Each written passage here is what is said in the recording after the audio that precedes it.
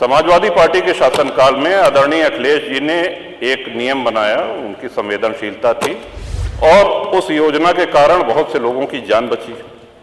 बहुत से लोगों को चिकित्सा जो नहीं उपलब्ध हो सकती थी वो हुई।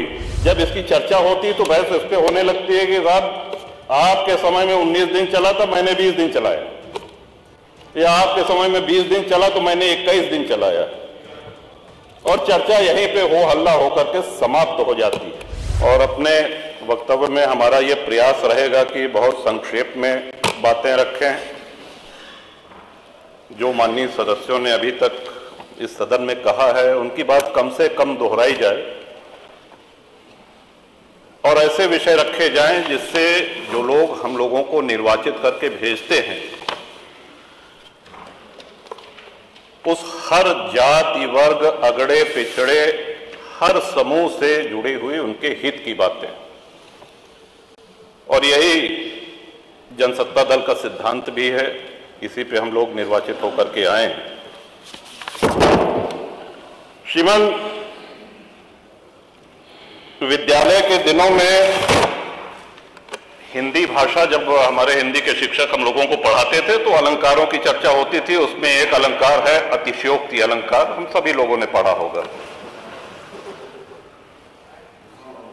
तो जब भी बजट पे चर्चा होती है या महामहिम श्री राज्यपाल के अभिभाषण पे चर्चा होती है तो मैं समझता हूं कि इस अलंकार का प्रयोग सत्ता पक्ष और विपक्ष दोनों भरपूर करते हैं।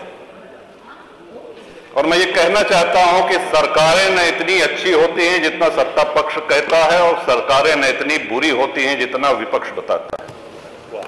और हम यहां जो भी बोलते हैं वो हमारे भाग्य विधाता जनता जनार्दन वो बाहर सुनती है, उसका आकलन करती है। हम यहां कितनी भी लच्छेदार भाषा में पक्ष या विपक्ष में कुछ भी कह लें, जाना हमको वही है, वही है, उन्हीं के पास जाना है और फैसला भी उन्हीं का मानना पड़ेगा। श्रीमान, सड़क, बिजली, पानी ये ऐसी चीजें हैं जो हम सभी के जीवन से जुड़ी हुई हैं। भारत गांवों का देश है, भारत की आत्मा गांवों में बसती है। हम सभी लोग इस उक्ति को, इस सिद्धांत को मानते हुए आए। एक्सप्रेसवेज बन रहे हैं, एक्सप्रेसवेज बनने के नए नए कीर्तिमान स्थापित किए जा रहे हैं। अच्छी बात है, होने चाहिए। हर विकासशील देश में देखने में भी अच्छी लगती हैं, यात्रा का समय भी कम होता है। लेकिन कहीं ऐसा तो नहीं है कि एक्सप्रेसवे के चक्कर में हम गांव की सड़कों को भूल गए हैं। आज ग्रामीण सड़कों का जो हाल, जो गड्ढे हैं, क्या ऐसा तो नहीं कि उस ओर हमारा ध्यान नहीं जा रहा है? सड़कें गड्ढा मुक्त नहीं है श्रीमन, और उसका एक कारण कि जिस क्षमता पे ग्रामीण सड़कें बनाई जाती हैं, कभी हुआ करता था कि ट्रक जो है उसमें 6 चक्के हुआ करते थे। ग्रामीण सड़कों की भार वहन क्षमता 9 टन से अधिक नहीं होती है। आज 52 टन के ट्रक 20 चक्के 22 चक्के उस पर चल रहे हैं, और भार वहन क्षमता उसकी 9 टन पर स्क्वायर इंच PSI है। तो सड़कें तो टूटेंगी, आप कब तक गड्ढे भरवाते रहेंगे? ये हम सभी के क्षेत्रों से जुड़ी हुई समस्या है श्रीमान। तो या तो ऐसे 10-20 चक्के वाले जो ट्रक है, जो 15-20 चक्के वाले ट्रक हैं, इनको वर्जित कर दिया जाए। एक अधिकतम उसकी भार वहन सीमा निर्धारित कर दी जाए कि इससे अधिक भारी ट्रक ग्रामीण सड़कों पर नहीं चलेंगे, और या तो फिर ग्रामीण सड़कें उस मानक के अनुसार बनाई जाएं कि ट्रक गुजर जाने के बाद अगर साइकिल और मोटरसाइकिल से या सामान्य यात्री उस सड़क पे चल रहा है तो उसको भी गड्ढा मुक्त सड़क का अनुभव हो, आनंद मिले। ये बहुत ही गंभीर विषय है श्रीमन, और महामहिम श्री राज्यपाल के अभिभाषण में बजट में इसका समावेश होता तो बड़ा अच्छा रहता। दूसरा आ जाते हैं बिजली पे। गांव में 18 घंटे बिजली आ रही, जिला मुख्यालय पे भी आ रही, तहसील मुख्यालय पे भी आ रही। जितना आप लोगों ने बताया हो सकता है 1 आधा घंटा उससे कम ज्यादा हो, लेकिन आ रही। लेकिन बिजली के साथ साथ विजिलेंस का प्रकोप बहुत ज्यादा हो गया है। इस तरह के छापे पड़ रहे हैं लोगों के यहां, कई माननीय सदस्यों ने इसको सदन में कहा भी है। फोन आता है, उनको बुलाया जाता है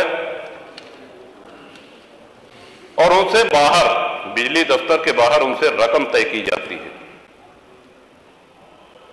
उनसे पैसा लिया जाता है, उनसे वसूली की जाती है। समस्या जहां की तहां है। तो मैं समझता हूं कि इस पे भी माननीय बिजली मंत्री हैं यहां पे उपस्थित, आपके माध्यम से मैं चाहूंगा कि ये ऐसी समस्याएं हैं कि आप इनको चाहे सत्ता पक्ष और चाहे प्रतिपक्ष किसी भी माननीय सदस्य से पूछेंगे तो हम सभी के क्षेत्रों में ये समस्याएं हैं। सड़क, बिजली के साथ साथ पानी। श्रीमान,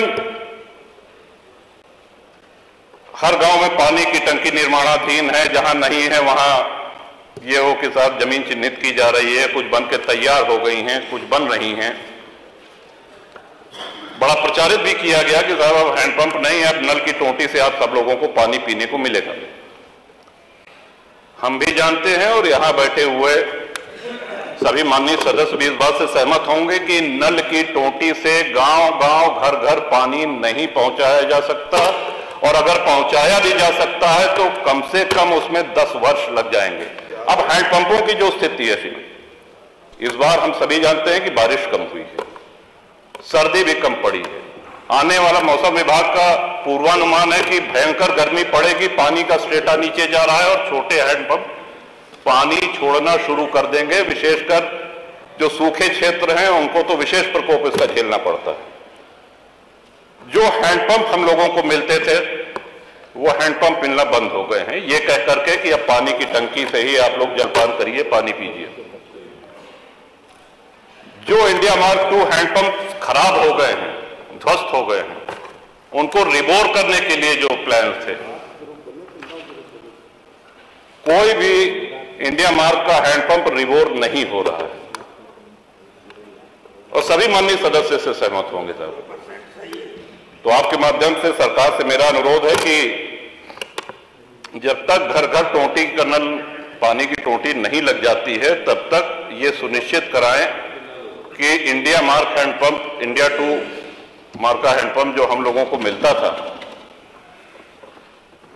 वो यथावत मिलता रहे। पानी की किल्लत और पानी की हाहाकार जो मचने वाली है आने वाले दिनों में, उसके पहले आपका ध्यान आकर्षण, इस माननीय सदन का ध्यान आकर्षण इधर कराना चाहता हूं। और ये बहुत ही जटिल समस्या आने वाले अप्रैल से शुरू होकर के मई, जून, जुलाई आदि महीने में होगी। इसके साथ ही श्रीमंत सदन का चलना, ये भी एक बड़ा महत्वपूर्ण विषय है। और ये हमारा बहुत बड़ा सौभाग्य है कि 30 वर्ष इस सदन में हो गए हैं और बहुत से महानुभावों के साथ काम करने का, उनके साथ यहां बैठने का अवसर मिला है। और हमसे भी बहुत वरिष्ठ यहां पे सदस्य जिनसे मैं सीखता हूं, आदरणीय खन्ना जी हैं, आदरणीय अवधेश जी हैं, रमापति शास्त्री जी हैं, माता प्रसाद पांडे जी हैं, तमाम ऐसे सदस्य। लेकिन क्या आपको ऐसा नहीं लगता कि भाषण का जो स्तर था उसमें बहुत गिरावट आई है? और उसका कारण यह है कि जब हाउस नहीं चलेगा, सदन नहीं चलेगा, तो नए माननीय सदस्यों को बोलने का अभ्यास नहीं रह जाएगा। जब भी ये बात आती है कि साहब सदन चलना चाहिए, क्योंकि ये स्पष्ट लिखा गया है कि वर्ष में अपरिहार्य स्थितियों को छोड़ करके 90 दिन सदन का संचालन आवश्यक है। लेकिन दुख इस बात का है, चाहे जो दल सत्ता में रहे, जब इसकी चर्चा होती तो बहस इस पे होने लगती है कि साहब आपके समय में 19 दिन चला था, मैंने 20 दिन चलाया, या आपके समय में 20 दिन चला तो मैंने 21 दिन चलाया। और चर्चा यहीं पे हो हल्ला होकर के समाप्त हो जाती है। ये रिकॉर्ड तो बताया जाता है कि सबसे कम किसने चलाया, दूसरे नंबर पे कौन था, ऐसा भी हुआ कि इतने दिन सदन चला, इतने दिन। क्या कभी हमने ये जानने का प्रयास किया कि जब हमारा देश आजाद हुआ था तो कितने दिन सदन चला था, या जब से ये सदन चलना शुरू हुआ है एक वर्ष में अधिक से अधिक सबसे ज्यादा किस वर्ष चला है, और क्यों ना उस रिकॉर्ड को हम लोग तोड़ें। सदन से बचना क्या है? सदन के माध्यम से ही तो हम लोग अपनी बात कहते हैं, सदन के माध्यम से ही जन समस्याओं का निराकरण होता है, उनका निवारण होता है, लोकतंत्र मजबूत होता है। ये लोकतंत्र की आत्मा है। आत्मा को जितना मजबूत करेंगे उतना हम सभी लोग पुष्पित पल्लवित होंगे इस लोकतंत्र में। इसके साथ ही मैं ये भी कहना चाहूंगा कि आए दिन माननीय विधायकों के ऊपर मुकदमे कायम हो रहे हैं और अक्सर धरना प्रदर्शन, यहां पे जो लोग भी बैठे हैं किसी के दल और किसी के व्यक्तिगत उनके सार्वजनिक जीवन में कभी ऐसा अवसर ना आया होगा कि उन्होंने धरना प्रदर्शन न किया हो,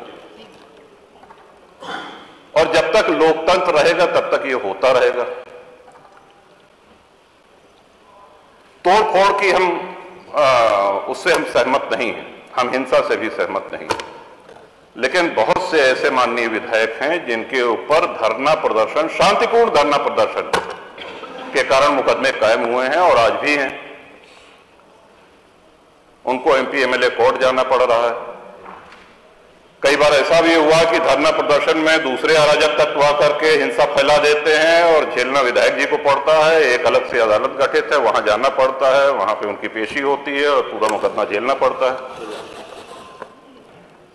तो ये तलवार जो लटकी रहती है माननीय विधायकों के ऊपर कि कब अदालत सजा कर दे। अभी कल भी एक माननीय सदस्य को न्यायालय ने दंड दिया, सौभाग्य से 2 वर्ष से कम अवधि की। तो सभी जनप्रतिनिधियों को प्रतिरोध कौन करेगा, आवाज कौन उठाएगा? अगर धरना प्रदर्शन के इतने गंभीर परिणाम आने लगेंगे तब तो विधायक और सांसद भागने लगेंगे धरना प्रदर्शन से। जनता की लड़ाई कौन लड़ेगा? ये गंभीर विषय मैं चाहता हूं कि इसको पूरी गंभीरता से ये सरकार ले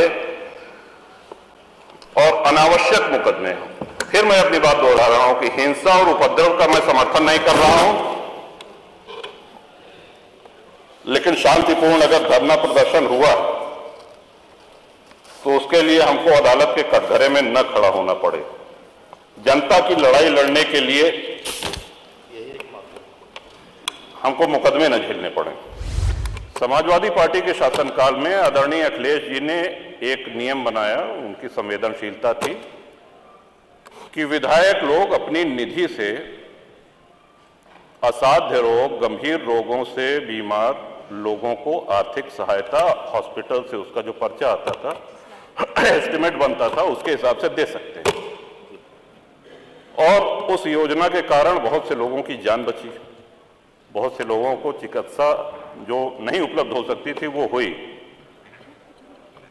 माननीय योगी जी ने उस योजना की उपयोगिता को देखते हुए उसको आगे बढ़ाया। आए दिन श्रीमान चुनाव होते हैं, कभी लोकसभा का चुनाव, कभी विधानसभा का चुनाव, कभी विधान परिषद का चुनाव, और जब अधिसूचना जारी होती है तो हम लोगों को अपनी निधि व्यय करने में रोक लगा दी जाती है। मेरा अनुरोध है कि आपकी तरफ से, उत्तर प्रदेश की विधानसभा की तरफ से एक अनुरोध पत्र चुनाव आयोग को जाए। विकास कार्य भले रोक दिए जाएं, लेकिन जिस भी रुग्ण व्यक्ति को, जिस भी बीमार को कैंसर है, हार्ट डिजीज है, किडनी, लिवर आदि कोई भी गंभीर बीमारी है, तो उसकी वो बीमारी वो चुनाव आयोग की अधिसूचना समाप्त होने की प्रतीक्षा नहीं करेगी। तो ये मानवीय दृष्टिकोण पर श्रीमन ये अनुरोध है और मुझे विश्वास है कि सभी माननीय सदस्यों की भी सहमति इसमें होगी। और इस तरह से सरकारें हनक से चलती हैं, जनसेवा से चलती हैं, और जैसा कि मैंने पहले निवेदन किया, 30 वर्ष में पहली बार ये अवसर आया है कि अपनी कार्यशैली पर, अपने कार्यकलाप पर योगी जी के नेतृत्व में सरकार दोबारा आई है, रिपीट हुई है, और ये बहुत बड़ी उपलब्धि है, बहुत बड़ी उपलब्धि।